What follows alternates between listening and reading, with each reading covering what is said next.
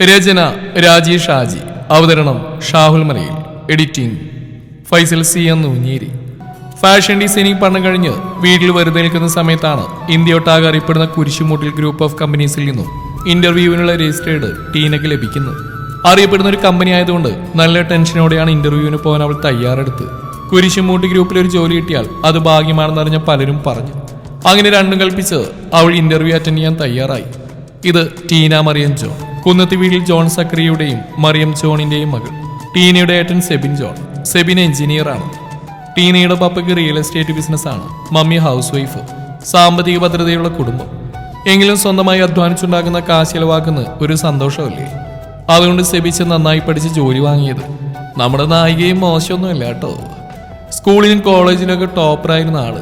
സ്വന്തമായി 10 കാശുണ്ടാക്കുന്ന കരുതിയാണ് ടീനയെ ജോലിക്ക് പോകാൻ റെഡിയാവുന്നത്. 10 മണിക്കാണ് ഇന്റർവ്യൂ. അവൾ 9:30 തന്നെ കുരിശുമുട്ടിൽ ഗ്രൂപ്പിന് മുമ്പിലെത്തി. ഫസ്റ്റ് ഡേ ആയതുകൊണ്ട് സെബിച്ചനാണ് അവളെ അവിടെ എത്തിച്ചത്. അപ്പൊ മോളെ ബെസ്റ്റ് ഓഫ് ലക്ക്. കാറിൽ നിന്നിറങ്ങിയ ടീനയോട് സെബിച്ചൻ പറഞ്ഞു. താങ്ക്സ് ഇച്ചായ, അവൾ പുഞ്ചിരിയോടെ പറഞ്ഞു. അപ്പൊ ശരി, ഇന്റർവ്യൂ കഴിയുമ്പോൾ നീ വിളിക്കുക, ഞാൻ വീട്ടിൽ കൊണ്ടാക്കാം. ഓക്കെ ചായ, ബൈ. ബൈ ഡി. ടീന ഒരു നിമിഷം അവിടെ നിന്ന് നോക്കി. കുരിശുമുട്ടിൽ ഗ്രൂപ്പ് എന്നെഴുതിയ കൂറ്റൻ ബിൽഡിംഗ്. അവിടെ നിന്ന് സെക്യൂരിറ്റിയോട് ഇന്റർവ്യൂ നടക്കുന്ന ഏത് ഫ്ലോറിലാണെന്ന് അവൾ ചോദിച്ചു. 3rd ഫ്ലോറിലാണെന്ന് അയാൾ മറുപടി നൽകി. അവൾ അയാളോട് താങ്ക്സ് പറഞ്ഞ് അകത്തേക്ക് കയറി. ലിഫ്റ്റിൽ പോകാമെന്ന് കരുതി അവൾ ലിഫ്റ്റ് ഏത് ഭാഗത്താണെന്ന് നോക്കി. കണ്ടുപിടിച്ചപ്പോഴേക്കും ലിഫ്റ്റ് അടയാൻ തുടങ്ങിയിരുന്നു. അവൾ ഓടി വന്ന ഒറ്റ കയറ്റം. അവൾക്ക് ലിഫ്റ്റ് കിട്ടി, പക്ഷെ പണിവാളി. അവൾ ഓടിക്കയറി വന്നു. ബാലൻസ് സെറ്റ് ലിഫ്റ്റിനകത്ത് നിന്ന് ഒരു ചെറുപ്പക്കാരൻ പുറത്തേക്ക് വീണു. പെട്ടെന്നായതിനാൽ അയാളുടെ ബാലൻസും പോയി. അയാൾ താഴേക്ക് വീണു. അയാളുടെ പുറത്തേക്ക് അവളും. എന്റെ കർത്താവേ! പെട്ടെന്ന് അവൾ കണ്ണുകളടച്ച്. ഇഡിയറ്റ്, എന്നാടി നീ ലിഫ്റ്റിൽ ഓട്ട മത്സരം നടത്തുവാണോ? മനുഷ്യന്റെ പുറം പൊളിഞ്ഞു. എഴുന്നേറ്റ് പോടി. അവന്റെ മുഖത്ത് ദേഷ്യം നിറഞ്ഞു. സോറി, ഞാൻ പെട്ടെന്ന് ലിഫ്റ്റ് ക്ലോസ് ആവുന്ന കണ്ടപ്പോ. ലിഫ്റ്റ് പോയാൽ അടുത്ത ലിഫ്റ്റ് വരും, അല്ലെങ്കിൽ സ്റ്റെപ്പ് കയറണം.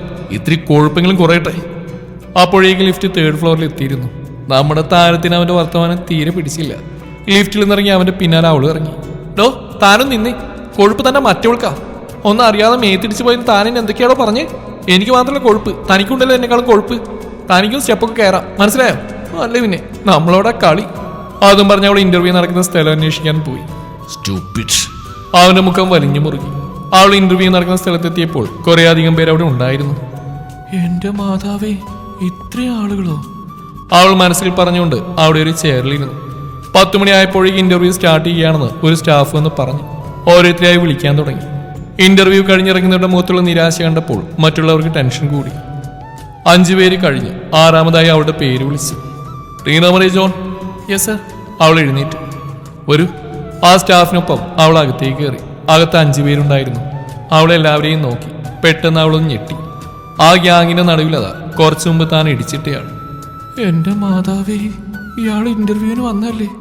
ഇന്റർവ്യൂ ചെയ്യാൻ വന്നതാണോ? Come sit down. അതിലൊരാൾ പറഞ്ഞു. എന്താ പേര്? ടീന. Full name? മറ്റൊരാൾ ചോദിച്ചു. ടീന മരിയം ജോൺ. അവൾ പറഞ്ഞു. ടീനക്ക് ടെൻഷനുണ്ടോ? മറ്റൊരാൾ ചോദിച്ചു. അത് ചെറുതായിട്ടുണ്ട് സർ.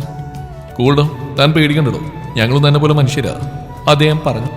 ഇത്രയും നേരം മറ്റുള്ളവർ സംസാരിച്ചു, പക്ഷേ കലിപ്പന സൈലന്റ്. സർ. അതിലൊരാൾ കലിപ്പന നോക്കി വിളിച്ചു. കലിപ്പന അയാളെ കണ്ണു കാണിച്ചു. Okay sir. ടീന, തൻ്റെ സർട്ടിഫിക്കറ്റ് തരൂ. അവൾ സർട്ടിഫിക്കറ്റ് നൽകി. ഗുഡ്, തൻ്റെ ക്വാളിഫിക്കേഷനൊക്കെ ഓക്കെയാണ്. പിന്നെ തനിക്ക് കുരിശുമുട്ടി ഗ്രൂപ്പിൽ ജോലി കിട്ടിയെന്ന് വിചാരിക്കുക. ചില ദിവസങ്ങൾ തനിക്ക് ചിലപ്പോൾ കൂടുതൽ ടൈം ജോലി ചെയ്യേണ്ടി വരും. ചിലപ്പോൾ അവധി ദിവസങ്ങളിൽ ഓഫീസിൽ വരേണ്ടി വരും. അപ്പോൾ തന്നെ ഏത് സമയത്ത് വിളിച്ചാലും താൻ ഓഫീസിൽ വരാൻ ഓക്കെയാണോ? സോറി സർ, അങ്ങനെ ഉറപ്പ് തരാൻ എനിക്ക് കഴിയില്ല. ജോലി കിട്ടാൻ വേണ്ടി വേണം എനിക്ക് യെസ് പറയാം. പക്ഷേ ചെയ്യാൻ കഴിയുന്ന ഉറപ്പുള്ള കാര്യങ്ങൾ മാത്രമേ ഞാൻ പറയൂ. അതാണ് എൻ്റെ പപ്പയും മമ്മിയും എന്നെ പഠിപ്പിച്ച്. ഇവിടെ എനിക്ക് ജോലി കിട്ടിയാൽ എന്നെ കൊണ്ടാവുന്ന രീതിയിൽ ആത്മാർത്ഥമായി ഞാൻ ജോലി ചെയ്യും. കമ്പനിക്ക് ദോഷം വരുന്ന കാര്യങ്ങൾ ചെയ്യുകയോ ചെയ്യാൻ കൂട്ടുനിൽക്കുകയോ ചെയ്യില്ല. അങ്ങനെ ഒരു സാഹചര്യം ഉണ്ടായാൽ അന്ന് ഞാൻ റിസൈൻ ചെയ്തിരുന്നു സർ. പിന്നെ കൂടുതൽ സമയം ചെയ്യാൻ കഴിയില്ല എന്ന് പറഞ്ഞ കാരണം എനിക്ക് എൻ്റെ ജോലിയേക്കാളും മറ്റെന്തിനേക്കാളും വലുത് എൻ്റെ ഫാമിലിയാണ് സർ. അതുകൊണ്ട് ദിവസവും ഫാമിലി കൊടുക്കേണ്ട സമയം ഞാൻ കൊടുത്തിരിക്കും. ജോലി കിട്ടിയെന്ന് കരുതി എൻ്റെ ഫാമിലിയത്തുള്ള നല്ല നിമിഷങ്ങൾ സ്പോയിൽ ചെയ്യാൻ ഞാൻ ഇഷ്ടപ്പെടുന്നില്ല. Sorry sir. ഇന്റർവ്യൂവിന് വന്ന ദിവസം തന്നെ ഇങ്ങനെ സംസാരിക്കേണ്ടി വന്ന് ഞാൻ ക്ഷമ ചോദിക്കുന്നു. എല്ലാവരും കുറച്ചു നേരം മിണ്ടാതിരുന്നു. പിന്നെ കലിപ്പിനൊഴികെ മറ്റുള്ളവർ കൈയടിച്ചു. ഒപ്പം അവിടേക്ക് മുഖത്ത് പുഞ്ചിരി വിരിഞ്ഞു. ഗുഡ് മിസ് ടീന, ഇതിനുമുമ്പ് ഇന്റർവ്യൂവിന് വന്നവരോടൊക്കെ ഞങ്ങൾ ഈ ക്വസ്റ്റ്യൻ ചോദിച്ചു. പക്ഷെ അവരൊക്കെ എപ്പോഴായാലും കമ്പനിക്ക് വേണ്ടി പ്രവർത്തിക്കാന്നാ പറഞ്ഞത്. പക്ഷെ അവർക്ക് ജോലി കിട്ടാൻ വേണ്ടി മാത്രമാണ് അങ്ങനെ പറഞ്ഞതെന്ന് ഞങ്ങൾക്ക് മനസ്സിലായി. പക്ഷേ ടീന തൻ്റെ ഭാഗം ക്ലിയർ ചെയ്തു. അതിൽ നിന്ന് ഇയാളുടെ ആത്മാർത്ഥങ്ങൾക്ക് മനസ്സിലായി. You are appointed. Thank you sir. ആ പിന്നെ ഞങ്ങളൊക്കെ ഇവിടുത്തെ ശമ്പളക്കാരാ. ഇദ്ദേഹമാണ് കമ്പനി CEO ബെന്നി ജോർജ് കുരിശുമുട്ടിൽ. കലിപ്പന ചൂണ്ടി അദ്ദേഹം പറഞ്ഞു. എന്റെ മാതാവേ, ഇയാളാണ് ഇവിടുത്തെ ഓളിനോ പണിയാവുമല്ലോ. അവൾ മനസ്സിൽ പറഞ്ഞോണ്ട് അവനെ നോക്കി. മുഖത്ത് ഇപ്പോഴും ആ കലിപ്പ് തന്നെ. ഈ തിരുമോന്തി എന്നും കാണേണ്ടി വരുമല്ലോ എന്റെ കർത്താവേ, അവൾ ആത്മകഥം പറഞ്ഞു. അപ്പൊ ഓക്കെ മിസ് ടീന, മൺഡേ ഒന്ന് ജോയിൻ ചെയ്തോളൂ. Okay sir, thank you. അങ്ങനെ ഇന്റർവ്യൂ കഴിഞ്ഞ് പുറത്തിറങ്ങി ടീന സെബിച്ചനെ വിളിച്ചു. എങ്ങനെയുണ്ടായിരുന്നൊരു ഇന്റർവ്യൂ? സെബിച്ചൻ ചോദിച്ചു. എന്റെ പൊന്ന് സെവിച്ചായ ഒന്നും പറയണ്ട, ഇന്ന് രാവിലെ തൊട്ട് മുട്ടം പണിയാ കിട്ടിയേക്കുന്നേ. എന്നതാടി കാര്യം? അവൾ ഓഫീസിലേക്ക് കയറിയത് മുതലുള്ള എല്ലാ കാര്യങ്ങളും സെബിച്ചനോട് പറഞ്ഞു. ആഹാ, അടിപൊളിയായിട്ടുണ്ടല്ലോ മോളെ. അപ്പൊ പിന്നെ നിനക്കിട്ട് കിട്ടുന്ന 1.5 പണിയായിരിക്കും ഈ ചായ. ഹാ, ഞാൻ കാര്യമായിട്ട് പറഞ്ഞു. നീ പറഞ്ഞതിന്റെ ഒരു കിടപ്പുവശം വെച്ചിട്ട് ശരിക്കും പുലിമടയിലോട്ടാ മുന്നോളി ചെന്ന് കയറാൻ പോകുന്നു. അപ്പൊ മോൾക്ക് ഈ ചായന്റെ വക ബെസ്റ്റ് ഓഫ് ലക്ക്. ഒന്ന് പോയി ചായ. അവൾ അവനൊരു തള്ളുകൊടുത്തു. അങ്ങനെ ആ ദിവസം വന്നെത്തി. ഇന്നാണ് നമ്മുടെ താരം കുരിശുമൂട്ടിൽ ഗ്രൂപ്പിൽ ജോയിൻ ചെയ്യുന്നത്. ആൾക്ക് നല്ല ടെൻഷൻ ഉണ്ട്. അവളോടൊപ്പം ഇന്റർവ്യൂവിന് പങ്കെടുത്ത 5 പേർ കൂടി സെലക്ഷൻ കിട്ടിയിട്ടുണ്ട്. അതിലൊരാളുമായി അവൾ അന്ന് തന്നെ കൂട്ടായി. പേര് അഞ്ജലി. അന്ന് ഇന്റർവ്യൂ ബോർഡിൽ ഉണ്ടായിരുന്ന 2 പേര് വന്ന് അവർക്ക് ഓരോ സെക്ഷനിൽ ജോലി നൽകി. ഒടുവിൽ ടീനയുടെ ഊഴമായിരുന്നു. ആ ടീന, ഇവിടെ ഉള്ളിൽ ഏറ്റവും ഉയർന്ന പോസ്റ്റ് തനിക്കാതിരുന്നു. താനിന്ന് മുതൽ ബെന്നി സാറിന്റെ PA ആയിരിക്കും. ഓക്കെ, വരൂ.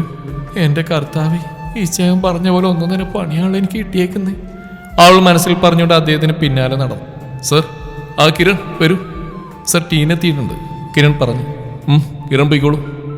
Okay sir. ടീന ആകെ വിറച്ചാണ് അവിടെ നിൽക്കുന്നത്. എത്രയൊക്കെ തൻ്റെ ഇടുണ്ടെന്ന് പറഞ്ഞാലും അയാളുടെ മുന്നിൽ വന്ന് നിന്നപ്പോഴൊക്കെ ചോർന്നു പോയതുപോലെ. ഇരിക്കും, ബെന്നി ഗൗരവത്തോടെ പറഞ്ഞു. Thank you sir. അവൾ ഇരുന്നു. സോറി സർ, ആ നാളറിയാതെയാ ഞാൻ അങ്ങനെയൊക്കെ പറഞ്ഞു. Really sorry sir. അന്ന് എനിക്ക് തോന്നിയതാ നിനക്കൊരയില് കൂടുതലാണെന്ന്. സാരമില്ല, പതിയെ ഞാനിതിങ്ങ് ഊരിയെടുത്തോളാം. എന്റെ മാതാവേ, ഇയാള് രണ്ടും കൽപ്പിച്ചാണെന്ന് തോന്നുന്നല്ലോ. അവളുടെ ഊഹം ശരിയായിരുന്നു.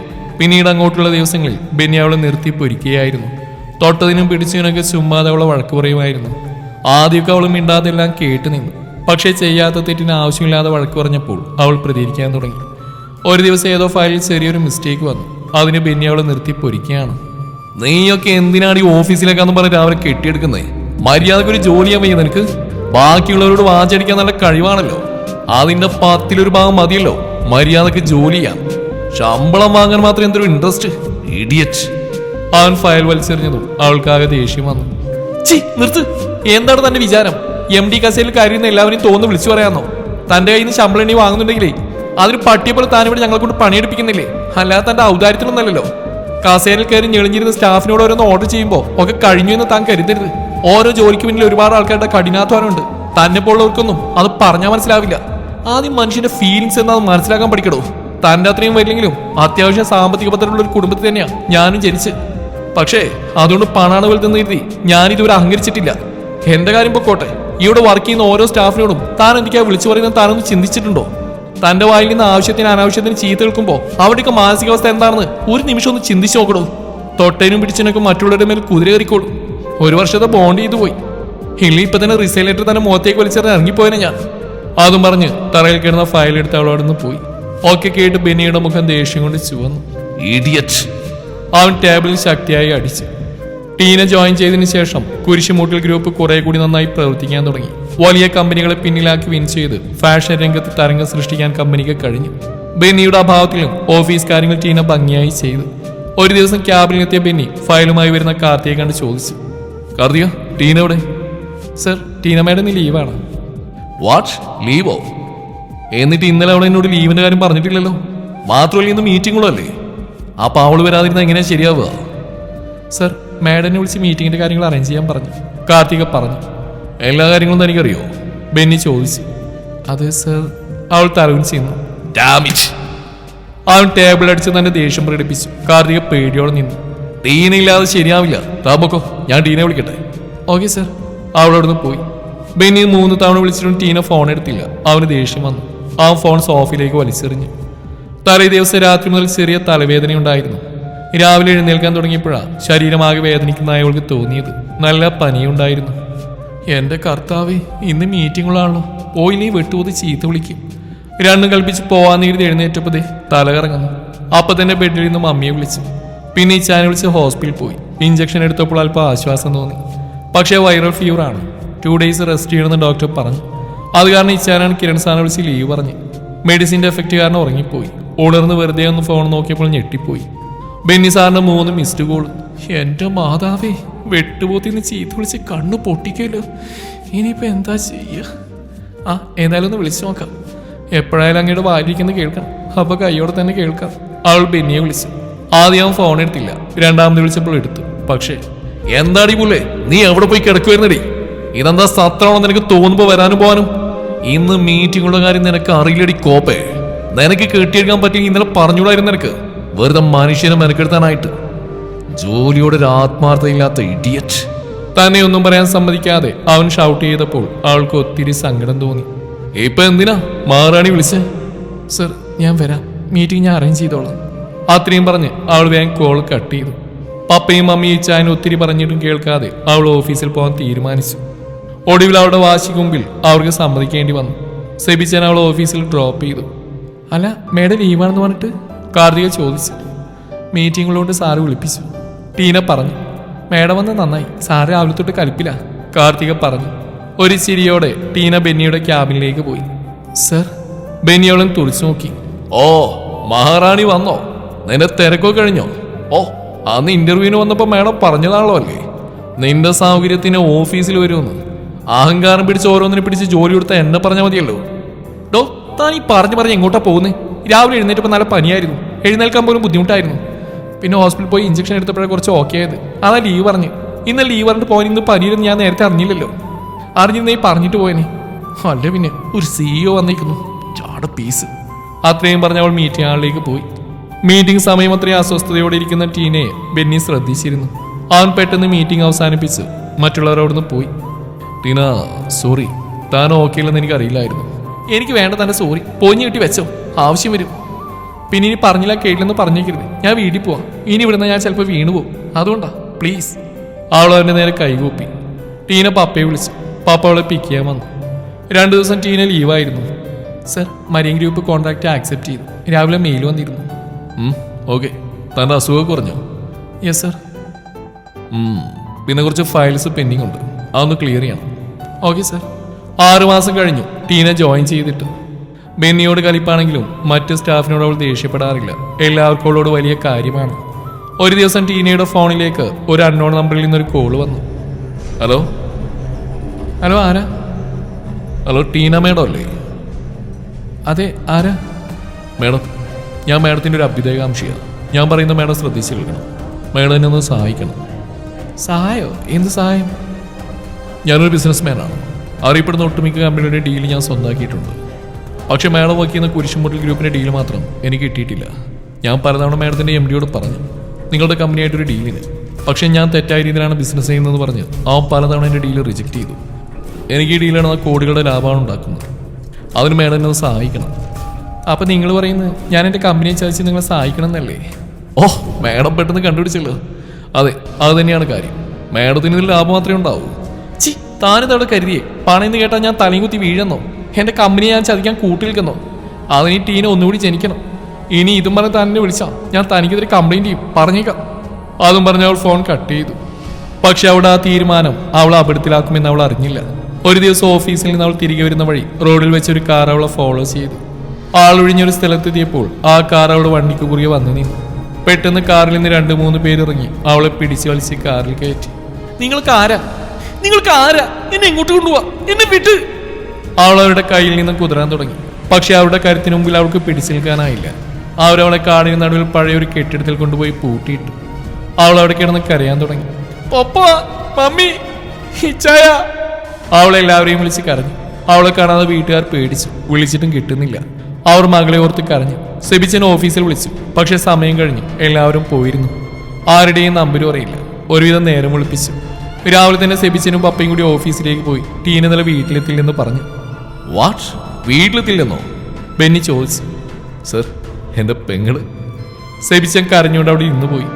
സർ, മോളെവിടെ പോയതെന്നറിയില്ല. അവള് ഞങ്ങളോട് പറയാതെ ഇങ്ങോട്ട് പോയില്ല. അതാ ഞങ്ങളുടെ പേടി. നിങ്ങൾ പേടിക്കണ്ട, ടീനക്കൊന്നും സംഭവിക്കില്ല. അവളെവിടെയാലും ഞാൻ കണ്ടുപിടിച്ചിരിക്കും. ബെന്നി അവർക്ക് ഉറപ്പ് നൽകി. കരഞ്ഞിറന്നുറങ്ങിയായിരുന്ന ടീന പെട്ടെന്ന് ഞെട്ടിയുണർന്നു. അപ്പോഴാണ് അങ്ങോട്ടേക്ക് കുറെ ഗുണ്ടകളോടൊപ്പം ഒരാൾ അങ്ങോട്ടേക്ക് വന്നു. എന്താ ടീന മാഡം, സുഖമാണോ? ആ, അയാൾ ഗാംഭീര്യമുള്ള ശബ്ദത്തിൽ ചോദിച്ചു. അവളെ അയാളെ തുറിച്ചു നോക്കി. നിങ്ങൾ ആരാ? എന്തിനോട് പൂട്ടിയിട്ടേക്കുന്നത്? ഞാൻ ആരാന്ന് എനിക്ക് മനസ്സിലായില്ലേ? നമ്മൾ ഫോണിൽ സംസാരിച്ചിട്ടുണ്ട്. അന്ന് കമ്പനിയുടെ ഡീലിന്റെ കാര്യം പറയാൻ തന്നെ വിളിച്ചത് ആളാണെന്ന് അവൾക്ക് മനസ്സിലായി. നിങ്ങൾ എന്നെ ഇവിടെ പൂട്ടിയിട്ട് നിങ്ങൾക്ക് ഡീൽ കിട്ടുമെന്ന് തോന്നുന്നുണ്ടോ? ഒരിക്കലും ഇല്ല. നീ ആളൊരു പുലിക്കുട്ടിയാണല്ലോ മോളെ. പുലിക്കുട്ടികൾ എനിക്ക് വലിയ ഇഷ്ടമാണ്. അപ്പൊ നമുക്ക് കാര്യത്തിലേക്ക് കടക്കാം. എനിക്ക് വേണ്ടി കമ്പനി രഹസ്യം ചോർത്തി തന്നു എന്ന് വെച്ചിട്ട് നിനക്ക് നഷ്ടമില്ല, ലാഭമേ ഉണ്ടാവൂ. അതുകൊണ്ട് പൊന്നുമോള് വാശി പിഴിച്ച ഫൈൻ എനിക്ക് ചോർത്തി തരണം. ഞാൻ മറ്റൊരു കമ്പനി അയച്ചു തന്നാൽ പ്രൊജക്റ്റ് ചെയ്തോളാം. അതിന് എന്റെ ലാപ്ടോപ്പ് വണ്ടിയില്ല. ഈ സുധാകരൻ മുതലാളി വെറൊരു പുഴയാണെന്ന് മോള് കരുതിയോ? മോളുടെ ലാപ്ടോപ്പ് മോളോടൊപ്പം ഇവിടെ എത്തിയിട്ടുണ്ട്. ഹരീഷേ, അതിങ്ങ് മോൾക്ക് കൊടുത്തേ. അയാൾ ലാപ്ടോപ്പ് അവൾക്ക് നൽകി. പെട്ടെന്ന് ജോലി തീർത്താ പെട്ടെന്ന് പോവാം. മോളെ കാണാതെ ഇപ്പോൾ വീട്ടുകാർ ഒത്തിരി വിഷമിക്കുന്നുണ്ടാവും. വീട്ടുകാരെ കുറിച്ച് ഓർത്തപ്പോൾ അവൾക്ക് വേദന തോന്നി. പിന്നെ ലാപ്ടോപ്പ് കയ്യിൽ കിട്ടിയെന്ന് കരുതി അവിവേകമൊന്നും കാണിച്ചേക്കില്ലേ മോളെ? എങ്കിൽ മോൾ ഇവിടുന്ന് ജീവനോടെ പോകില്ല. അയാൾ കുറച്ചു മാറി ഒരു കസേരയിൽ നിന്നു. വേഗം ചെയ്. അവൾ ലാപ്പ് തുറന്നു. എല്ലാവരും തന്നെ ശ്രദ്ധിക്കുന്ന അവൾ കണ്ടു.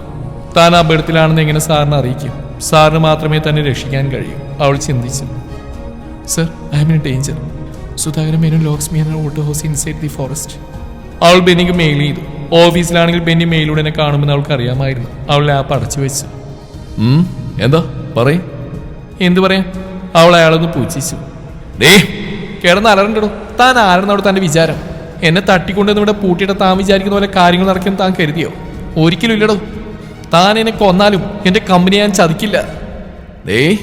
ആപത്തിൽപ്പെട്ടിട്ട് നിന്റെ അഹങ്കാരത്തിന് കുറവൊന്നുമില്ലല്ലോടി. വേഗം ഞാൻ പറഞ്ഞു കേട്ടാ നിനക്ക് കൊള്ളാം. അല്ലേ നീ ഇവിടുന്ന് ജീവനോടെ പോയില്ല. തന്റെ ഉമ്മായി കാണിച്ച് പേടിപ്പിക്കാതെടൂ. എന്റെ കമ്പനി ഒറ്റിക്കൊടുക്കുന്നു, എന്റെ ജീവൻ പോകുന്ന എനിക്ക് ഒരുപോലെയാ. അയാൾ ദേഷ്യത്തോടെ പറഞ്ഞു. അവിടെ നിന്ന് അവർ അവളെ പിടിച്ച് അയാൾക്കരികിൽ കൊണ്ടുവന്നു. നീ ചെയ്യില്ലല്ലേ? ഇല്ലടാ, അവൾ പറഞ്ഞു. ഇനിയാ അയാൾ അവിടെ കവിളത്ത് ആഞ്ഞടിച്ചു. അവൾ അവനെ തുറിച്ചു നോക്കി. അയാൾ വീണ്ടും അവളെ അടിച്ചു. അവളുടെ ചുണ്ടുപൊട്ടി ചോര വന്നു. എന്നിട്ട് അവളുടെ കണ്ണിൽ നിന്നൊരു തുള്ളി കണ്ണുനീര് പോലും വന്നില്ല. അവൾ രൗദ്രഭാവത്തോടെ അയാളെ നോക്കി. അയാൾ അവിടെ മുടിക്കുത്തിൽ പിടിച്ച് വലിച്ചു. വീട്ടിൽ തന്നെ താൻ ഈ ചെയ്യുന്നതിനൊക്കെ എണ്ണീന് ഉത്തരം പറയേണ്ടി വരും. നിർത്തടി. നീ ആരുടെ ബലത്തിലാണ് ഈ നികളിക്കുന്നത്? അവന്റെയോ? നീ എവിടെയാന്ന് പോലും അവൻ അറിയില്ല. അവൾ അയാളെ നോക്കിയൊന്ന് പൂച്ഛിച്ചു. താനെന്താ അവിടെ കരുതിയേ? ലാപ്പ് എടുത്ത് ഞാൻ ചുമ്മാ ഷോ കാണിച്ചാണെന്നോ? ഞാൻ തന്നെ കസ്റ്റഡിയിലാണെന്ന് സാറിന് മെയിൽ ചെയ്യാനാ ലാപ്പ് എടുത്ത്. സാറ് മെയിൽ കണ്ടാ പിന്നെ അധികം വൈകാതെ ഇവിടെ എത്തിയിരിക്കും. അത്രക്ക് കോൺഫിഡന്റ് ആണോ നീ അവൻ ഈ സ്ഥലം കണ്ടുപിടിക്കുന്നു? അതേടോ, വെറും കോൺഫിഡന്റ് അല്ല, ഇക്കാര്യത്തിൽ ഓവർ കോൺഫിഡന്റ് ഉണ്ട് എനിക്ക്, അവൾ പറഞ്ഞു. അയാൾ വീണ്ടും അവളെ തള്ളി. ഇവൾക്ക് പച്ചവെള്ളം കൊടുക്കരുത്. അവളുടെ അഹങ്കാരം നടക്കട്ടെ. അയാൾ അവിടുന്ന് പോയി. ടീനയുടെ ഒരു വിവരം കിട്ടാതെ ആകെ ടെൻഷൻ അടിച്ച് തന്റെ ക്യാബിലിരിക്കുകയാണ് ബെന്നി. സർ, ആ അമേരിക്കൻ കമ്പനി മെയിൽ അയച്ചിട്ടുണ്ടെന്ന് ഇപ്പോൾ വിളിച്ച് പറഞ്ഞു, കിരൺ പറഞ്ഞു. ഓക്കെ, ഞാനത് ചെക്ക് ചെയ്യട്ടെ. Okay sir. കിരൺ അവിടുന്ന് പോയി. ബെന്നി മെയിൽ ചെക്ക് ചെയ്യാനായി ലാപ്പ് ഓപ്പൺ ചെയ്തു. അപ്പോഴാണ് ടീനയുടെ മെയിൽ അവൻ കണ്ടത്. ടീനയുടെ മെയിലോ? അവൻ പെട്ടെന്ന് ഓപ്പൺ ചെയ്ത് നോക്കി. ആ മെയിൽ കണ്ടത് ബെന്നിയുടെ മുഖം വലിഞ്ഞു മുറുകി. സുധാകര, നീ കളിച്ച് എന്റെ തട്ടകത്തിൽ കയറി കളിക്കാൻ തുടങ്ങിയല്ലേ? നിന്നെ ഞാൻ... അവൻ ദേഷ്യത്തിൽ ടേബിളിൽ സാധനങ്ങൾ തട്ടിത്തെറിപ്പിച്ചു. തറയിൽ കിടക്കായിരുന്ന ടീനയുടെ കാലിൽ ചവിട്ടി സുധാകര അലറി വിളിച്ചു. അവൾ ഞെട്ടി എഴുന്നേറ്റു. എവിടെയാണ് നിന്റെ മറ്റവൻ? നീ എന്താ പറഞ്ഞു? അവൻ നിന്നെ രക്ഷിക്കാൻ വരുന്നല്ലേ? എന്നിട്ട് എവിടെയാടി അവൻ? നിനക്ക് ഞാൻ തന്ന സമയം കഴിഞ്ഞു. വേണമെങ്കിൽ ഒരു 5 മിനിറ്റ് കൂടി തരാം. അതിനുള്ളിൽ എനിക്ക് കിട്ടേണ്ടത് കിട്ടിയിരിക്കണം. അല്ലെങ്കിൽ നീ പിന്നെ ജീവനോട് ഇവിടുന്ന് പുറത്തു പോകില്ല. ഇല്ലടോ, താൻ എന്നെ കൊന്നാലും തനിക്ക് കിട്ടില്ല. നിർത്തടി, നിന്നെ ഞാൻ... അയാൾ അവളെ 2 കരണത്തും മാറി മാറി അടിച്ചു. അവളെ മുടിക്കുത്തിന് പിടിച്ച് തള്ളി. അവൾ നിലത്തേക്ക് വീണു. അവളുടെ കൈയും കാലും പൊട്ടി ചോര വന്നു. അവളുടെ നെറ്റി പൊട്ടി ചോര ഒഴുകി. അവളുടെ ബോധം പാതി മറഞ്ഞു. അയാൾ അവളെ മുടിക്ക് പിടിച്ച് വലിച്ച് എഴുന്നേൽപ്പിച്ചു. അയാൾ അവളുടെ കരണത്ത് ആഞ്ഞടിച്ചു. അവളുടെ വായിൽ നിന്നും കൊഴുത്ത ചോര ഒഴുകി. പെട്ടെന്നൊരു അലർച്ച കേട്ട് അവിടെ കൂടിയവരെല്ലാം തിരിഞ്ഞു നോക്കി. സകലതും ചുട്ടരിക്കാൻ ഭാഗത്തിൽ കണ്ണുകളിൽ രൗദ്രഭാവമായി നിൽക്കുന്ന ബെന്നിയാണ് അവർ കണ്ടത്. അപ്പൊ അവള് പറഞ്ഞു വെറുതെ ആയില്ലല്ലേ? നീ വന്നു അല്ലേ? പക്ഷേ പുള്ളിമടയിലേക്ക് ആണല്ലോടാ നിന്റെ വരവ്. ഇനി നീയും ഇവിടെ ഇവിടുന്ന് ജീവനോടെ തിരിച്ചു പോയില്ല. തലി കൊലടായി പട്ടിയെ നിർത്തടാ പുല്ലേ. നിനക്ക് ഞാൻ വാണിങ്ങന്നാ, എനിക്ക് നേരെ കൊമ്പ് കോർക്കരുതെന്ന്. പക്ഷേ നീ നിന്റെ എല്ലാ പരിധിയും മറികടന്നിരിക്കുക. നിന്നെ ഞാൻ വെറുതെ വിടില്ലടാ. ബെന്നിയുടെ മുഖം ദേഷ്യത്തിൽ ചുവന്നു. അപ്പോഴേ നിന്റെ സ്റ്റാഫിന് വേദനിച്ചാൽ നീ പ്രതികരിക്കോ എന്നാന്ന് കാണലോടാ. അയാൾ അവളെ അടിക്കാൻ കൈ ഉയർത്തി. തൊട്ടു പോരുന്നവളെ. അതെയോ, തൊടാൻ പാടില്ല? എന്നാ നിന്റെ മുമ്പിൽ വെച്ച് തന്നെ ഇവിടെ ഞാൻ എന്താ ചെയ്യാൻ പോകുന്ന നീ കണ്ടോ? പാതി ബോധത്തിൽ അയാളുടെ കയ്യിൽ കിടന്ന് കുതിർന്ന അവിടെ തോളിൽ നിന്ന് അയാൾ ടോപ്പ് പിടിച്ചു വലിച്ചു. ടോപ്പിന്റെ ഒരു ഭാഗം കീറിപ്പോയി. ബെന്നി അലറിക്കൊണ്ട് ഓടി വന്ന അയാളുടെ നെഞ്ചു നോക്കി ആഞ്ഞു ചവിട്ടി. അയാൾ തെറിച്ച് വീണു. വീഴാൻ പോയ ടീനെ അവൻ താങ്ങി പിടിച്ചു. അവൾ ഒരിടത്തിരുത്തി അവൻ അവന്മാരെ അടിച്ച് വീഴ്ത്തി. അവന്റെ ദേഷ്യം മുഴുവൻ അവൻ അവരോട് തീർത്തു. സുധാകരൻ അവൻ ശരിക്കും പെരുമാറി. നീ ഇനി എന്നോട് മുട്ടാമെന്നാ, പിന്നെ നീ ജീവനോടുണ്ടാവില്ല, പറഞ്ഞു കേട്ടല്ലോ. എടുത്തോണ്ട് പോടാ ഇവനെ. അവിടെ കിടന്നവന്മാരോട് പറഞ്ഞുകൊണ്ട് അവനെ അയാളെ തല്ലി വീഴ്ത്തി. അവന്മാരെല്ലാം ജീവനും കൊണ്ട് ഓടി. തറയിൽ പാതി ബോത്തിൽ കിടക്കുന്നവളെ കണ്ട് അവന്റെ ഉള്ളം വേദനിച്ചു. അവൻ ഓടി അവൾക്കരികിലെത്തി അവളെ പിടിച്ചെഴുന്നേൽപ്പിച്ചു. ടീന, ടീന, ഡോ. അവനവളെ തട്ടി വിളിച്ചു. അവൾ മേലെ കണ്ണു തുറന്നു. സാർ. അവൾ ചെറുതായി വിളിച്ചു. അവളുടെ മുഖം കണ്ടതും അവന്റെ ഹൃദയം നീറി. മുഖം മുഴുവൻ ചുവന്ന് തടിച്ച് ചുണ്ടിൽ നിന്നും വായിൽ നിന്നുമൊക്കെ ചോര വരുന്നുണ്ടായിരുന്നു. അവൻ തന്റെ പോക്കറ്റിൽ നിന്ന് ടവലെടുത്ത് അവളുടെ മുഖത്തെ ബ്ലഡ് മേലെ തുടച്ചു. അവൾ വേദന കൊണ്ട് എരിവ് വലിച്ചു. ഓ സോറി, വാ പോവാ. അവനവളെ പിടിച്ചെഴുന്നേൽപ്പിച്ചു. അവൻ കോട്ടൂരി അവൾക്ക് ഇട്ടുകൊടുത്തു. അവൾ നടക്കാൻ തുടങ്ങിയപ്പോൾ വേച്ച് വീഴാൻ തുടങ്ങി. ഡോ. അവനവളെ കയ്യിലെടുത്ത് നടന്നു. അവൻ കാറിനടുത്തെത്തി അവളെ മെല്ലെ താഴെ നിർത്തി. ഡോറ് തുറന്ന് അവളെ മെല്ലെ കാറിനകത്തേക്ക് ഇരുത്തി. അവനും കയറി. ഡോ, ദാ തനി വെള്ളം കുടിക്കുക. അവൻ വെള്ളം അവളുടെ വായിലേക്ക് ഒഴിച്ചു കൊടുത്തു.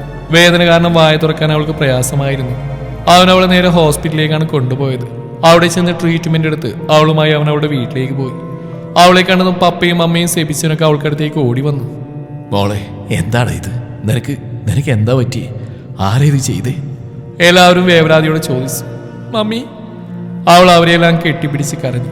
ബെന്നി ഉണ്ടായ കാര്യങ്ങളെല്ലാം അവരോട് പറഞ്ഞു. ആരാ സാറേ അവൻ? ഞങ്ങളുടെ കുഞ്ഞിനെ വേദനിപ്പിച്ചവൻ. അവനിനി ജീവിച്ചിരിക്കാൻ പാടില്ല. പപ്പയും സെബിച്ചനും ദേഷ്യം കൊണ്ട് വരച്ചു. വേണ്ടെങ്കിൽ അവനുള്ള ഞാൻ കൊടുത്തിട്ടുണ്ട്, ബെന്നി പറഞ്ഞു. സർ, ഇതുവരെ ഇവിടെ നിന്ന് നുള്ളി നോവിച്ചിട്ട് പോലില്ല ഞങ്ങളാരും. ഞങ്ങളുടെ കുഞ്ഞിനെ ഇനി ആപത്തിലേക്ക് തള്ളിവിടാൻ ഞങ്ങൾക്കാവില്ല. ഇനി അവൾ ജോലിക്ക് വരില്ല. ബെന്നി അത് കേട്ട് ടീനയെ നോക്കി. നിങ്ങളുടെ ഫീലിങ്സ് എനിക്ക് മനസ്സിലാവും. നിങ്ങളുടെ തീരുമാനത്തെ ഞാൻ മാനിക്കുന്നു. പക്ഷേ ടീന തുടർന്ന് ജോലിക്ക് വരാൻ തയ്യാറാണെങ്കിൽ ഇനി ഇയാൾക്കൊരു പ്രോബ്ലം വരാതെ ഞാൻ നോക്കിക്കോളാം. തീരുമാനം ടീനയുടേതാണ്. അതും പറഞ്ഞ് ബെന്നി ടീനയെ നോക്കി. മോളെ, വേണ്ട മോളെ, നമുക്ക് ഈ ജോലി, മമ്മി പറഞ്ഞു. പറയും മോളെ, മോൾക്ക് എന്തെങ്കിലും പറ്റിയാൽ ഞങ്ങൾക്ക് താങ്ങാനാവില്ല, പപ്പ പറഞ്ഞു. ബെന്നി അപ്പോഴും ടീനയെ നോക്കി നിൽക്കുകയായിരുന്നു അവളുടെ മറുപടിക്കായി.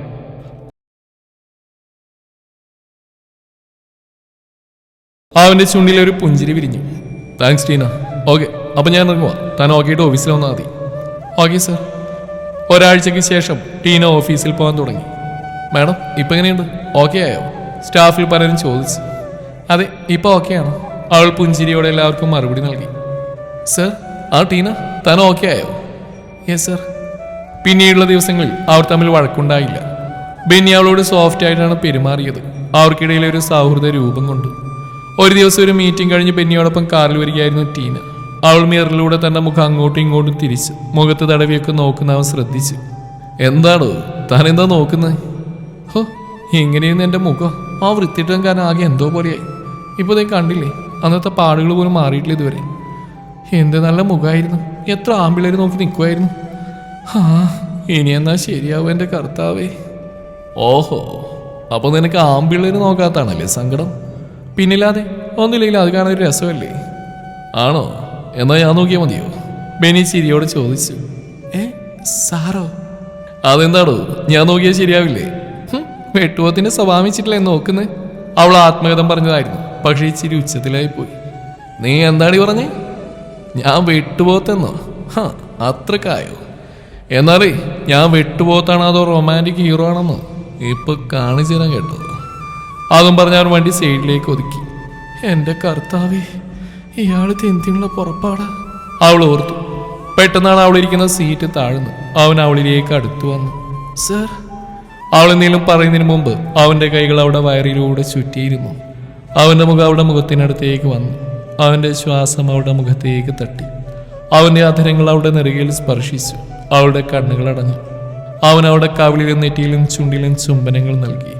സർ, ഒരേ ഏങ്ങളോടെ അവൾ അവനെ വിളിച്ചു. അവൻ തലയുയർത്തി അവളെ നോക്കി. ഇനി പറയേ, ഞാൻ വിട്ടുപോത്താണോ? അവൻ അവളിൽ നിന്ന് അകന്നു മാറി. അവൾക്ക് അവന്റെ മുഖത്ത് നോക്കാൻ കഴിഞ്ഞില്ല. ഇരുവരൊന്നും സംസാരിച്ചില്ല. പിറ്റേന്ന് ഓഫീസിലെത്തിയിട്ടും ടീന അവന് മുഖം കൊടുത്തില്ല. മാഡം, സാറ് വിളിക്കുന്നു. ബെന്നിയുടെ ക്യാബിൽ നിന്ന് പുറത്തു വന്ന കിരൺ ടീനയോട് പറഞ്ഞു. ഓക്കെ സാർ, ഞാൻ പോവാം, അവൾ പറഞ്ഞു. സർ, ആ ടീന, നമ്മൾ ഇന്നലെ പോയ മീറ്റിംഗ് ഫയലാണിത്, താനൊന്ന് ചെക്ക് ചെയ്യേ. Okay sir. അവൾ ഫയൽ വാങ്ങി തിരിഞ്ഞടക്കാൻ ഒരുങ്ങി അവളോട് ബെന്നി പറഞ്ഞു. എനിക്ക് ആൻസർ കിട്ടിയില്ല കേട്ടോ. എന്താ? അല്ല, ഇന്നലെ ആരോടൊക്കെ പറയുന്ന കിട്ടേ ഞാൻ വിട്ടുപോകുന്നോ മറ്റോ ഒക്കെ. അല്ലാന്ന് തെളിയിച്ചിട്ട് ആൻസർ കിട്ടിയില്ല, അതാ പറഞ്ഞേ. അവനൊരു കള്ളച്ചിരിയോടെ പറഞ്ഞു. അവളൊന്നും പറയാതെ അവിടുന്ന് പോയി. പക്ഷെ അപ്പോൾ അവളുടെ ചുണ്ടിലൊരു പുഞ്ചിരി സ്ഥാനം പിടിച്ചിരുന്നു. അവന്റെ ചുണ്ടിലും പുഞ്ചിരി വിരിഞ്ഞു. ഡോ, അന്ന് ഞാൻ പറഞ്ഞ മീറ്റിംഗ് ഡൽഹിയിൽ വെച്ചാ, നെക്സ്റ്റ് മൺഡേ. താൻ ഓക്കെ ആണല്ലോ അല്ലേ? ബെന്നി ചോദിച്ചു. ഓക്കെയാണ് സാർ, അവൾ പറഞ്ഞു. അപ്പൊ സാറ്റർഡേ പോകാൻ റെഡി ആവണം. Yes sir. അവൾ ഡൽഹിക്ക് പോകാനായി സാറ്റർഡേ യാത്ര തിരിച്ചു. എന്താ സാർ? അത് ഒരു റൂമാ നമുക്ക് സ്റ്റേ ചെയ്യാൻ ഹോട്ടലിൽ ബുക്ക് ചെയ്തത്. തനിക്ക് എന്തെങ്കിലും ബുദ്ധിമുട്ടുണ്ടോ? ഉണ്ടെങ്കിൽ ഒരു റൂം കൂടി അറേഞ്ച് ചെയ്യാം. ഹോട്ടലിലേക്കുള്ള യാത്രയിൽ ബെന്നി പറഞ്ഞു. എനിക്ക് കുഴപ്പമൊന്നുമില്ല സാർ, ഒരു റൂം മതി, അവൾ പറഞ്ഞു. ആ റൂമിലെത്തി. താൻ ഫ്രഷ് ആയിക്കോ, ബെന്നി പറഞ്ഞു. അവൾ ഡ്രസ്സ് എടുത്ത് ഫ്രഷ് ആവാനായി പോയി. അവൾ വന്ന ശേഷം അവനും പോയി. അവർ പുറത്തു പോയി വന്ന ശേഷം ഫുഡ് കഴിച്ചു. താൻ കിടന്നു, അവൻ അവളോട് പറഞ്ഞു. അവൾ ബെഡിന്റെ അറ്റത്ത് കയറി കിടന്നു. കുറച്ചു കഴിഞ്ഞ് അവനും ബെഡിന്റെ മറ്റേ അറ്റത്ത് കയറി കിടന്നു. മീറ്റിംഗ് കഴിഞ്ഞ് റൂമിലെത്തിയ ശേഷം ബെന്നി ടീനയോട് പറഞ്ഞു. ടീന, നമുക്ക് രാത്രി ഒന്ന് പുറത്തു പോവാം, ഒരു ചെറിയ നടത്തം. എന്താ? Okay sir. അങ്ങനെ അവർ രാത്രി ഹോട്ടലിൽ നിന്ന് ഇറങ്ങി. അവൾ അവന് പുറകെ നടന്നു. സംസാരിച്ച് നടന്നുകൊണ്ട് കുറെ ദൂരം പിന്നിട്ട് അവരറിഞ്ഞില്ല. അവനോട് സംസാരിച്ച് അവൾ നേരെ നോക്കിയതും അവൾക്ക് തന്റെ കണ്ണുകളെ വിശ്വസിക്കാനായില്ല. സർ, ഇത്? അവൾ അത്ഭുതത്തോടെ അവനെ നോക്കി. യെസ്, അത് തന്നെ, പ്രണയത്തിന്റെ ഏറ്റവും വലിയ സ്മാരകം, താജ്മഹൽ. അവളുടെ കണ്ണുകൾ സന്തോഷം കൊണ്ട് തിളങ്ങി. രാത്രിയുടെ മനോഹാരിതയിൽ തിളങ്ങി നിൽക്കുന്ന വെണ്ണക്കൽ കൊട്ടാരം. അവളുടെ ഹൃദയം സന്തോഷം കൊണ്ട് തുടികൊട്ടി. അവളുടെ സന്തോഷം കണ്ട് അവന്റെ ഉള്ളം നിറഞ്ഞു. കണ്ണെടുക്കാതെ ആ പ്രണയ സൗധത്തിലേക്ക് നോക്കി നിൽക്കുന്ന അവളെ അവൻ മൃദുവായി വിളിച്ചു. ടീന. അവൾ അവനെ നോക്കി. അവന്റെ തിളങ്ങുന്ന കണ്ണുകളിൽ അവൾ ഒരു നിമിഷം നോക്കി നിന്നു. എന്താ സാർ? പ്രണയത്തിന്റെ മനോഹരമായ സൗധത്തെ സാക്ഷി നിർത്തി ഞാൻ തന്നോടൊന്ന് ചോദിക്കട്ടെ, വിൽ യു മാരി മീ? അവൻ അവൾക്ക് മുമ്പിൽ മുട്ടുകുത്തി തന്റെ പോക്കറ്റിൽ നിന്നൊരു ബോക്സ് എടുത്തു തുറന്ന് അവൾക്ക് നേരെ നീട്ടിക്കൊണ്ട് അവളോട് ചോദിച്ചു. അവൾ അവന്റെ കണ്ണുകളിലേക്ക് നോക്കി. അവന്റെ കയ്യിലിരിക്കുന്ന ഡയമണ്ട് റിങ്ങിന്റെ അതേ തിളക്കം അവന്റെ കണ്ണുകളിൽ അവൾ കണ്ടു. അതെ, കുറച്ചു നേരമായി താൻ എന്നെ ഇങ്ങനെ മുട്ടിമേ നിർത്താൻ തുടങ്ങിയിട്ട് എന്തെങ്കിലും ഒന്ന് പറയടോ. Yes sir, I like to marry you. അവൾ അവന് നേരെ കൈ നീട്ടി. അവളുടെ മോതിരവിരിൽ അവൻ തന്റെ പ്രണയ സമ്മാനം അണിയിച്ചു. ശേഷം അവളുടെ കയ്യിൽ അമർത്തി ചുംബിച്ചു. അവൾ അവനെ പിടിച്ച് എഴുന്നേൽപ്പിച്ചു. അവൻ അവളെ തന്നെ നെഞ്ചോട് ചേർത്ത് പിടിച്ച് അവളുടെ നെറുകയിൽ ഉമ്മവെച്ചു. അവളെയും ചേർത്ത് പിടിച്ചവൻ ഷാജഹാന്റെ സ്വന്തം പ്രണയ സൗധത്തിലേക്ക് മിഴികൾ പായിച്ചുകൊണ്ട് മെല്ലെ മൂളി. അവർ കുറച്ചുനേരം അവിടെ ചെലവഴിച്ച് റൂമിലേക്ക് പോയി. ബാർക്കിൽ നിന്ന് ആരോട് സംസാരിച്ച് റൂമിനകത്തേക്ക് കയറി ബെന്നി കണ്ടത് ഫ്രഷായി കണ്ണാടിക്ക് നിൽക്കുന്ന ടീനയാണ്. അവൻ അവൾക്ക് പിന്നിലായി ചെന്ന് നിന്ന് അവളുടെ ഇടുപ്പിലൂടെ കൈ ചേർത്ത് അവളെ തന്നെ നെഞ്ചോട് ചേർത്തു പിടിച്ചു. അവളൊന്ന് ഞെട്ടി. സർ. അവൻ അവളെ തിരിച്ചു നിർത്തി അവളുടെ അധരങ്ങളിൽ വിരൽ ചേർത്തു. സാറല്ല, ഈ ചായൻ. ഇനി അങ്ങനെ വിളിച്ചാൽ മതി, അതാ എനിക്കിഷ്ടം. അത് ഞാൻ പെട്ടെന്ന് ഒന്ന് ശ്രമിച്ചു നോക്ക്, പറ്റും. അപ്പൊ നമുക്ക് കിടന്നാലോ? അവൻ ചോദിച്ചു. സാറ് കിടന്നോ? ഞാൻ കിടന്നോളാം. ആര്? അത് ഞാൻ. ആരാന്ന്? ഈ ചായൻ, അവൾ മെല്ലെ പറഞ്ഞു. ആ അതന്നെ, ഒന്നുകൂടെ വിളിച്ചേ. വേണ്ട. അവൾ തിരിഞ്ഞെന്ന് മുഖം പൊത്തി. അവൻ അവൾക്ക് നേരെ തിരിഞ്ഞ് അവളുടെ മുഖത്തുനിന്നും കൈമാറ്റി അവന്റെ വിരൽ കൊണ്ട് അവളുടെ മുഖം പിടിച്ച് ഉയർത്തി. അവൾ മെല്ലെ അവനെ നോക്കി. ഹോ, നിന്റെ ഇച്ഛ എന്നുള്ള വിളി എന്തൊരു ഫീലാന്നറിയവണ്ണേ. നീ എന്താ പറഞ്ഞ്? എന്നോട് കിടന്നോളാന്നോ? അങ്ങനെ ഞാൻ മാത്രം കിടക്കുന്നില്ല, നമ്മൾ ഒരുമിച്ച് കിടക്കും. പറഞ്ഞു കഴിഞ്ഞതും അവൻ അവളെ കൈകളിൽ എടുത്തിരുന്നു. ഏയ്, എന്നെ വിട് സർ. എന്തോന്ന്? അവനവളെ കൂർപ്പിച്ച് നോക്കി. അത് എന്നെ തറയിൽ നിർത്തി ചായ. ഇല്ല മോളെ, നിർത്തില്ല. അവനവളെ ബെഡിൽ കിടത്തി അവൾക്കരികിൽ കിടന്നു. എന്താ മോനെ സിയെ ഉദ്ദേശം? ഉദ്ദേശം സിഇഒക്ക് ഈ പി എ കൊച്ചിനെ വല്ലാണ്ടങ്ങ് ബോധിച്ചെന്ന്. അതുകൊണ്ട് ഈ കൊച്ചിനെ ഞാനങ്ങ് എടുക്കുക. അതും പറഞ്ഞ് അവൻ അവളുടെ കഴുത്തിൽ മുഖം ചേർത്തു. പിന്നീടുള്ള ദിവസങ്ങളിൽ അവർ പരസ്പരം മത്സരിച്ച് സ്നേഹിച്ചു. വാക്കുകളിലൂടെയും നോട്ടങ്ങളിലൂടെയും ചുംബനങ്ങളിലൂടെയും അവർ തങ്ങളുടെ പ്രണയം കൈമാറി. അന്ന് ടീന ലീവായിരുന്നു. അവളില്ലാത്ത കാരണം ബെന്നി അന്നത്തെ ദിവസം മനസ്സിലാമനസ്സോടെയാണ് ഓഫീസിലേക്ക് പോയത്. ടീനയും വീട്ടുകാർ അവിടെ ഒരു ബന്ധുവിന്റെ കല്യാണത്തിന് പോയിരുന്നു. ഉച്ചവരെ ഒരുവിധം തള്ളി നീക്കിയ ശേഷം വീട്ടിലേക്ക് പോകാനായി ഇറങ്ങാൻ തുടങ്ങിയായിരുന്നു ബെന്നി. അപ്പോഴാണ് കിരൺ അങ്ങോട്ടേക്ക് ഓടി വന്നത്. സർ, കിരൺ ആകെ വെപ്രാളപ്പെട്ടിരുന്നു. എന്താ കിരൺ, താനെന്തിനെങ്കിലും നെർവസാവുന്നേ? അത് സർ, സിറ്റി ഹോസ്പിറ്റലിൽ നിന്ന് വിളിച്ചിരുന്നു. ഹോസ്പിറ്റലിൽ നിന്നോ? എന്തിന്? അത് ടീന മേഡം വീട്ടുകാരും പോയ കാർ ആക്സിഡന്റ് ആയിരുന്നു. വാട്ട്? ബെന്നിക്ക് തലയിറങ്ങുന്ന പോലെ തോന്നി. കിരൺ എന്താ പറഞ്ഞേ? വേറൊന്നും അറിയില്ല സർ, ഹോസ്പിറ്റലിൽ നിന്ന് വേഗം അങ്ങോട്ടേക്ക് ചെല്ലാൻ പറഞ്ഞു, കിരൺ പറഞ്ഞു. ബെന്നി ഹോസ്പിറ്റലിലേക്ക് പാഞ്ഞു, കൂടെ കിരണം. അവിടെ എത്തിയപ്പോൾ ഡോക്ടർ ICUവിന് പുറത്തേക്ക് വന്നു. ഡോക്ടർ ടീന, നിങ്ങളാരാ? ഡോക്ടർ ചോദിച്ചു. എന്ന കമ്പനിയിലാണ് ടീന വർക്ക് ചെയ്യുന്നത്. ഓ, നിങ്ങളുടെ പേര്? ബെന്നി. മിസ്റ്റർ ബെന്നി, ഇവിടെ എത്തിയപ്പോഴേക്കും ടീന ഒഴികെ മറ്റുള്ളവർ മരിച്ചിരുന്നു. അവനും ഞെട്ടി. ഡോക്ടർ, ടീന അൺകോൺഷ്യസ് ആണ്. തലയിലും കയ്യിലും ഇൻജുറി ഉണ്ട്. മുറിവ് വലിയ പ്രോബ്ലം ഒന്നുള്ളതല്ല. ബട്ട് എന്താ ഡോക്ടർ? അയാളുടെ അരക്ക് താഴോട്ട് പാരലൈസ്ഡ് ആണ്. ഡോക്ടർ, അവൻ്റെ കാലുകൾ തളരുന്ന പോലെ അവന് തോന്നി. ബെന്നി, താൻ തളരരുത്, യാഥാർത്ഥ്യം ഉൾക്കൊണ്ടേ പറ്റൂ. ഒരുപക്ഷെ ഇനി ജീവിതകാലം മുഴുവനും അയാൾ ഈ അവസ്ഥയിലാവും. ചിലപ്പോൾ 6 മാസമോ 1 വർഷം കൊണ്ട് അതിൽ കൂടുതൽ ടൈം എടുത്തോ അയാൾ പഴയ പോലെ ആവാം. ഇപ്പൊന്നും പറയാൻ പറ്റില്ല. അവനാകെ തകർന്നു പോയി. 2 ദിവസം കഴിഞ്ഞാണ് ടീനക്ക് ബോധം വീണ്. തൻ്റെ പപ്പയും അമ്മയും ഇച്ചായനും തന്നെ വിട്ട് പോയി എന്നറിഞ്ഞവൾ അലമുറിയിട്ട് കരയാൻ തുടങ്ങി. കണ്ടു നിന്നവരുടെ ഉള്ളം പിടഞ്ഞു. ബെന്നി അവളെ ചേർത്ത് പിടിച്ച് ആശ്വസിപ്പിച്ചു. ആരോടും ഒന്നും മുരിയാടാതെ ജനൽ വഴി ആകാശത്തേക്ക് നോക്കി കിടക്കുകയാണ് ടീന. അവളുടെ കണ്ണീർ തോർന്നിട്ടില്ല. അവൾക്കുള്ള ഭക്ഷണവുമായി അങ്ങോട്ടേക്ക് വന്നാണ് ബെന്നി. ആ മോളെ, നമുക്ക് ഫുഡ് കഴിക്കാം. അവൾ അവനെ നോക്കി വീണ്ടും പുറത്തേക്ക് നോക്കിക്കിടന്നു. എടോ, ഇത്രയും ദിവസം എന്നോടൊരു വാക്ക് പോലും മിണ്ടിയിട്ടില്ലതാ. എന്തേലും ഒന്ന് പറവണ്ണേ. നിന്നെ മൗനം അതിനെ വല്ലാതെ വേദനിപ്പിക്കുവാടി. അവൾ അവനെ നോക്കി, കണ്ണുകൾ നിറഞ്ഞൊഴുകി. പെണ്ണെ വേണ്ട, നിന്നെ ഈ കണ്ണീര് അവൻ്റെ നെഞ്ച് തകർക്കുക പെണ്ണെ. അവനവിടെ കണ്ണു തുടച്ചു. എന്തിനാ സർ, കർത്താവ് എന്നെ മാത്രം ഒറ്റക്കാക്കി എന്നെ കൂടെ കൊണ്ടുപോയിക്കൂടായിരുന്നു. അപ്പം ഞാൻ തനിച്ചാവില്ലേടി. നീ പോയാൽ പിന്നെ ഞാൻ എങ്ങനെ സഹിക്കും പെണ്ണേ? നീ എന്താ വിളിച്ച? സാറെന്നോ? ഞാൻ നിന്റെ ഇച്ഛാനലടി പെണ്ണേ. വേണ്ട സർ, ഞാനൊരിക്കലും സാറിനൊരു ബാധയാവാൻ പാടില്ല. ഞാൻ സാറിന് വേണ്ട. അത് നീയാണോ തീരുമാനിക്കുന്നത്? ഒരാപത്ത് വരുമ്പോൾ ഉപേക്ഷിച്ചു പോകാൻ വേണ്ടിയല്ല ഞാൻ നിന്നെ സ്നേഹിച്ച്. നീ ഒരിക്കലും എനിക്കൊരു ബാധ്യതയാവില്ല. നീ ഇല്ലാതെ ഞാൻ അപൂർണനാണ് പെണ്ണേ. നമുക്ക് ഫുഡ് കഴിക്കാം, ബാക്കി സംസാരമൊക്കെ പിന്നെ. അവനവൾക്ക് ഫുഡ് നൽകി. ഹോസ്പിറ്റലിൽ നിന്ന് ഡിസ്ചാർജ് ആയ ദിവസം ബെന്നി അവളെ കൊണ്ട് തൻ്റെ വീട്ടിലേക്കാണ് പോയത്. സർ, ഇതെൻ്റെ വീടല്ലല്ലോ. എൻ്റെ വീടാ, ഇന്നു മുതൽ നിന്റെയും. അതും പറഞ്ഞ് അവൻ അവളെ കയ്യിലെടുത്ത് വീട്ടിലേക്ക് നടന്നു. വീടിന് മുമ്പിലെത്തിയപ്പോൾ അവൻ്റെ അപ്പച്ചനും അമ്മച്ചിയും പുറത്തേക്ക് വന്നു. നീക്കവിടെ, ഇവിടെയും കൊണ്ട് എങ്ങോട്ടാ? നിന്നോട് ഞാൻ ഇന്നലെ പറഞ്ഞ അവളെ മറക്കാൻ. അമ്മച്ചി, നീ മിണ്ടാണ്ടിരിക്കുന്ന രഹസ്യ. മോനെ, മോളെ കൊണ്ട് കയറി വേണം. സർ വേണ്ട, എന്നെ വീട്ടിലാക്കൂ പ്ലീസ്. ടീന, താൻ മിണ്ടാതിരിക്കും. അമ്മച്ചി, ഞാൻ ഈ വീട്ടിലുണ്ടെങ്കിൽ എൻ്റെ ഒപ്പം എൻ്റെ പെണ്ണായിട്ട് ഇവളിവിടെ ഉണ്ടാവും. അവനകത്തേക്ക് കയറി. കർത്താവിൻ്റെ രൂപത്തിന് മുമ്പിൽ അവിടെ ഇരുത്തി കർത്താവിനെ സാക്ഷിയാക്കി അവളുടെ കഴുത്തിൽ അവൻ മിന്നിയാർത്തി. അവളെയും കൊണ്ട് അപ്പച്ചൻ്റെ അടുത്തേക്ക് പോയി. അപ്പച്ച, ഞങ്ങൾ അനുഗ്രഹിക്കണം. അപ്പച്ചൻ്റെ അനുഗ്രഹം മക്കൾക്ക് എന്നുണ്ടാവും. മോനെ, അപ്പച്ചൻ അറിയാം മോൻ ഒരിക്കലും ഇവളെ സങ്കടപ്പെടുത്തില്ല എന്ന്. എന്നാലും അപ്പച്ചൻ പറയുക, മോളുടെ കണ്ണ് നിറയ്ക്കരുത് ഒരിക്കലും. ഇല്ല അപ്പച്ച, എൻ്റെ അവസാന ശ്വാസം വരെ എൻ്റെ പെണ്ണിൻ്റെ കണ്ണ് നിറയാൻ ഞാൻ സമ്മതിക്കില്ല. ഒക്കെ കണ്ടും കേട്ടും ടീനയെ കൊല്ലാനുള്ള കയ്യിൽ നിൽക്കുവാണ് ബെന്നിയുടെ അമ്മച്ചി. ടീനയെ കൂടെ കൂട്ടിയാൽ തൻ്റെ മകൻ്റെ ജീവിതം നശിക്കുമെന്നും അവനൊരു ദാമ്പത്യ ജീവിതം ഉണ്ടാവില്ലെന്നും അമ്മച്ചി ഭയപ്പെട്ടു. അതുകൊണ്ടാണ് ടീനയെ കൊണ്ടുവരുന്ന കാര്യം തലേ ദിവസം പറഞ്ഞപ്പോൾ അമ്മച്ചി എതിർത്തത്. പക്ഷേ അപ്പച്ചൻ ബെന്നിയെ അവൻ്റെ ടീനയുള്ള സ്നേഹത്തെയും മനസ്സിലാക്കി അവനെ ചേർത്ത് പിടിച്ചു. ബെന്നി അവളെ മുറിയിൽ കൊണ്ട് കിടത്തി. അടുത്തായി അവനും കിടന്നു. നിറഞ്ഞൊഴുകിയായിരുന്ന അവളുടെ കണ്ണുകൾ അവൻ തൻ്റെ അധരങ്ങളാൽ തുടച്ചു.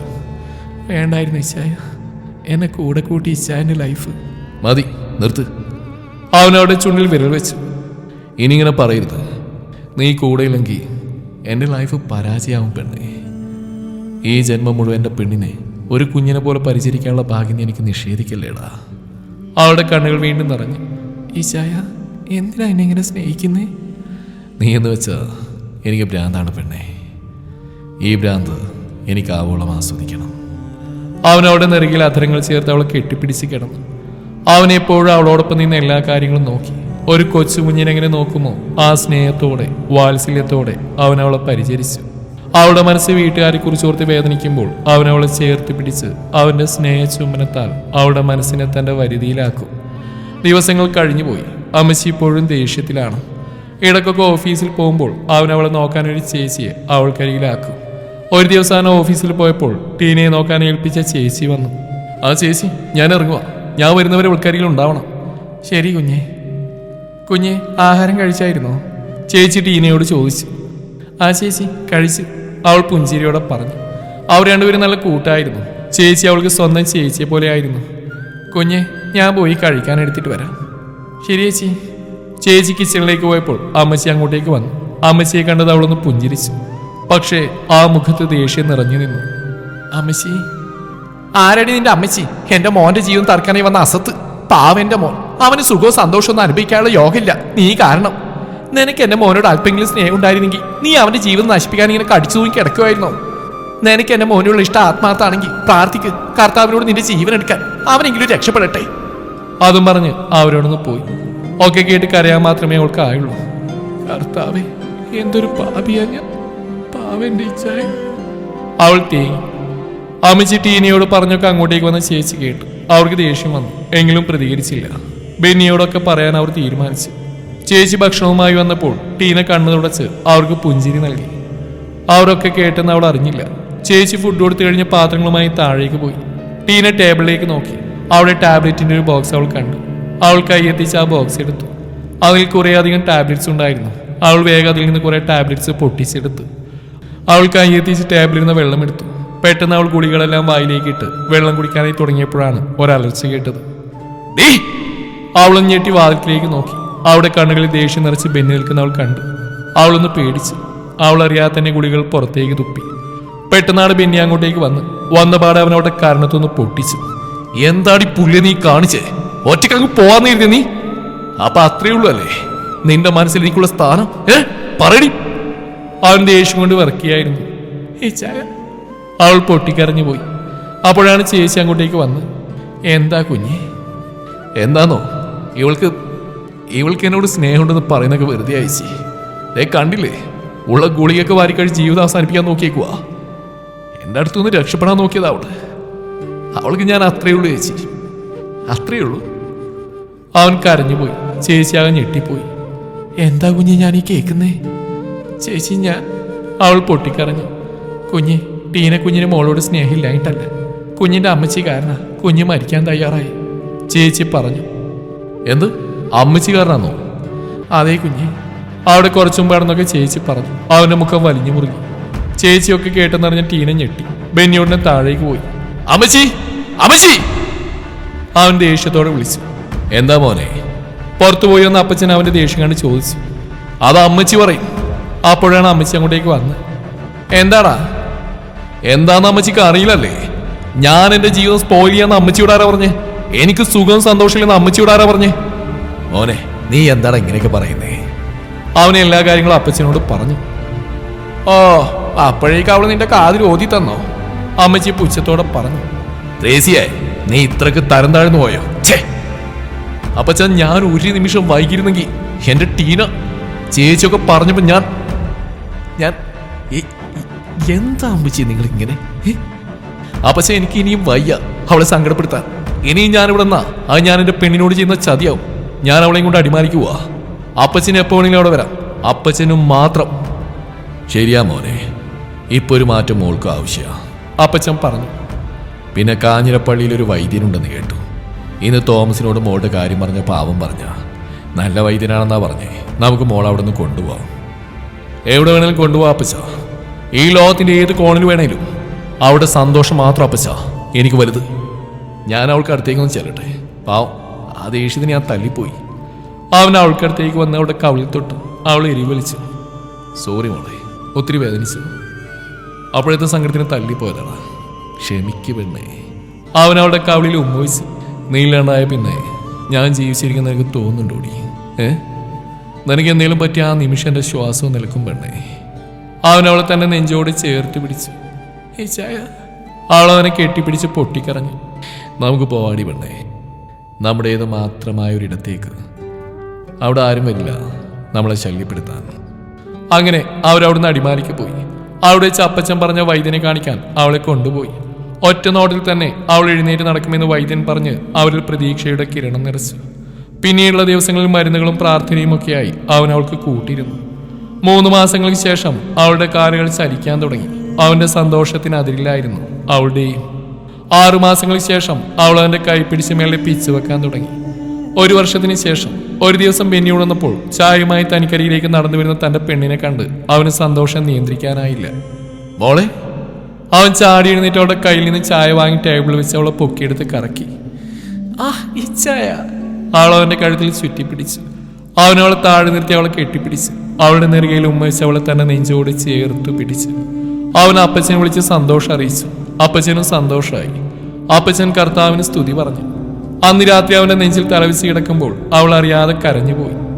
മോളെ, എന്തിനാണ് കരയുന്നേ? അവളുടെ മുഖം പിടിച്ചു വരുത്തി അവൻ ചോദിച്ചു.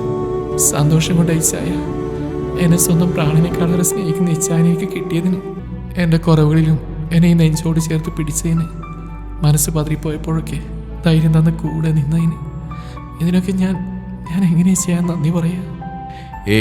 നമുക്കിടയിൽ ഈ നന്ദി പറച്ചിലിന്റെ ഫോർമാലിറ്റി എന്തിനാ വേണ്ടേ? ഇനി നിനക്ക് അത്രയ്ക്ക് നിർബന്ധമാണെങ്കിൽ ഞാൻ ചോദിക്കുന്നെങ്കിൽ തന്നാ മതി. എന്നാ സമ്മതിച്ചോ? സമ്മതിച്ചു. എൻ്റെ ഇച്ഛാന് വേണ്ടി എൻ്റെ ജീവൻ പോലും തരാൻ ഞാൻ തയ്യാറാ. ജീവൻ വേണ്ട, പകരം നിന്നെ തരും എനിക്ക്. നിന്നെ എല്ലാ അർത്ഥത്തിലും എനിക്കറിയണം. നിന്നിലെ പെണ്ണിനെ അറിയണം എനിക്ക്. ഇത്ര നാളും എൻ്റെ മനസ്സിൻ്റെ കുളിൽ ഞാൻ താഴിട്ട് പൂട്ടി വെച്ച എൻ്റെ പ്രണയം ഇന്ന് നിന്നിലേക്ക് ഒഴുക്കണം എനിക്ക്. നിന്റെ പ്രാണനിൽ അലിഞ്ഞു ചേരണം എനിക്ക്. എല്ലാം മറന്ന് നിന്റേത് മാത്രമായി നിന്നിലേക്ക് ഒഴുകി ഇറങ്ങണം എനിക്ക്. എന്താ പെണ്ണേ, സമ്മതമല്ലേ? അവനവളെ ബെഡിലേക്ക് കിടത്തി അവളുടെ മുഖം മുഴുവൻ ചുംബനങ്ങളാൽ മൂടി. അവളുടെ ഓരോ അണുവിനെയും അവൻ തന്നെ ചുംബനങ്ങളാൽ ഉണർത്തി. അവളിൽ നിന്ന് വരുന്ന ഓരോ കുറുകലുകളും അവന്റെ സിരകളെ ചൂട് പിടിപ്പിച്ചു. ഒടുവിൽ അവളിലേക്ക് അവൻ അതികഠിനമായി പെയ്തിറങ്ങി. ഇത്രയും നാളത്തെ കാത്തിരിപ്പിന് വിരാമമിട്ടത് അവൻ അവളെ എല്ലാ അർത്ഥത്തിലും തന്റെ പാതിയാക്കി. അവന് നെഞ്ചോട് ചേർന്ന് കിടക്കുകയായിരുന്നു അവൾ. ഇരു കണ്ണുകളിലും ആനന്ദത്തിന്റെ നീർത്തിളക്കം നിറഞ്ഞു. ഇരു ചുണ്ടിലും ഒരു നേർത്ത പുഞ്ചിരി വിരിഞ്ഞു. മോളെ, അതേ, ഐ ലവ് യു പെണ്ണേ. ലവ് യു ടു ചായ. അവൾ അവനെ നെഞ്ചിൽ തലയുയർത്തി കിടന്നു. അവൻ അവളെ തന്റെ മാറോട് ചേർത്ത് കെട്ടിപ്പിടിച്ചു.